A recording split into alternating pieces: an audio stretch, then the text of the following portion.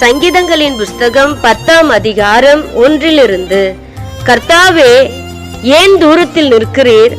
ஆபத்து நேரிடுகிற சமயங்களில் நீர் ஏன் மறைந்திருக்கிறீர்?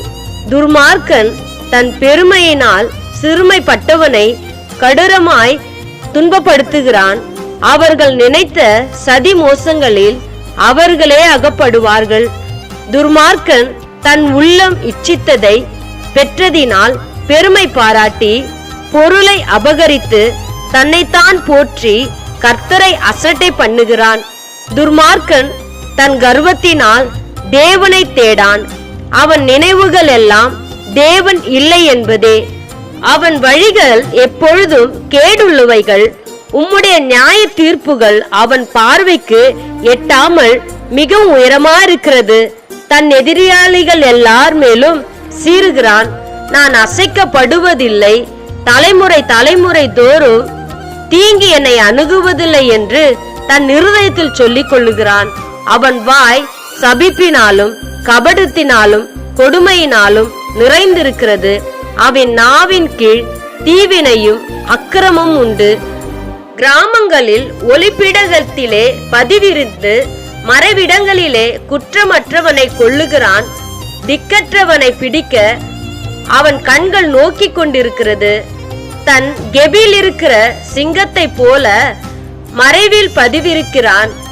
ஏழையை பிடிக்க பதிவிருந்து ஏழையை தன் வலைக்குள் இழுத்து பிடித்து கொள்கிறான். திக்கற்றவர்கள் தன் பலவான் கையில் விழும்படி அவன் பதுங்கி கிடக்கிறான்.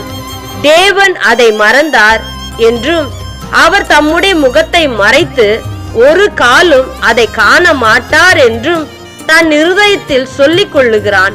கர்த்தாவே, எழுந்தருளும். தேவனே, உம்முடைய கையை உயர்த்தும். ஏழைகளை மறவாதையும். துர்மார்க்கன் தேவனை அசட்டை பண்ணி நீ கேட்டு விசாரிப்பதில்லை என்று தன் இருதயத்தில் சொல்லிக் கொள்வானேன். அதை பார்க்கிறீரே, உபத்திரத்தையும் குரோதத்தையும் கவனித்திருக்கிறீரே. நீர் பதிலளிப்பீர். ஏழையானவன் தன்னை உமக்கு ஒப்பு கொடுக்கிறான். திக்கற்ற பிள்ளைகளுக்கு சகாயர் நீரே.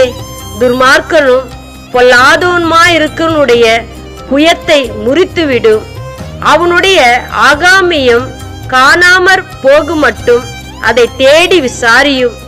கர்த்தர் சதா காலங்களுக்கும் ராஜாவாயிருக்கிறார்.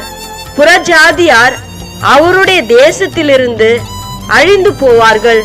கர்த்தாவே, சிறுமைப்பட்ட